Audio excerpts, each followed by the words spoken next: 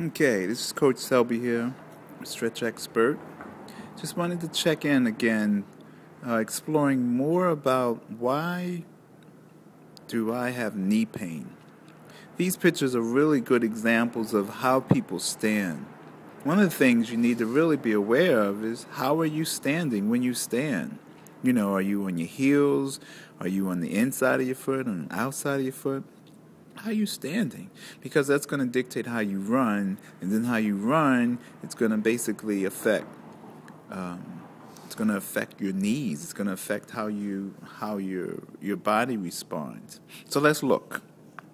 So this is a classic standing. So basically, this one is your knee is straight but not locked. Sometimes people have bowed knees. Okay? Bowed knees to me means that we need to really work on the outside of the knee, really opening up those hip flexors, the IT band, really because we want a balanced knee. This knee is bowed inwards, so that would tell me that the growing muscles and the adductors need to be balanced and strengthened. And you notice you have inside and outside of the femur here.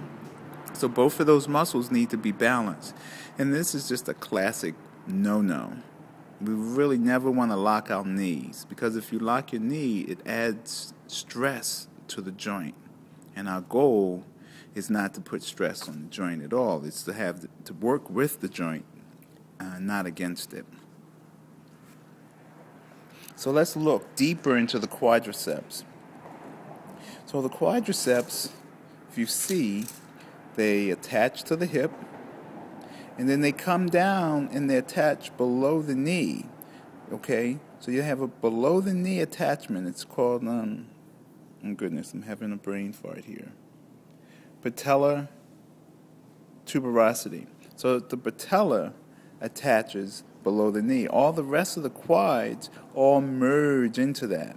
So again, if your quadriceps are tight, it's going to create extra pressure on this joint. You need to make sure that you get those open, and that way you will avoid the tension that comes from really having tight quadriceps. You really want to begin to open up your quadriceps. And I'll do a video that talks about what's the best way to do that. One thing to understand when opening up the quadriceps is where the muscles attach on the femur. Okay, so just look at those. So you need to stretch your muscles according to how they attach to the femur. And finally, let's just look at squats, for example. Anytime that you squat, okay, you got weight bearing on your spine, which is pushing down, okay? And that weight is going to create additional serious stress on the quadriceps coming over the knee. So it's not a bad lift, being that it's going to help strengthen your gluteals, your quadriceps, your hamstrings. The key to avoiding the pain that could potentially come from doing this lift is to be able to stretch and open up those quadriceps. Okay?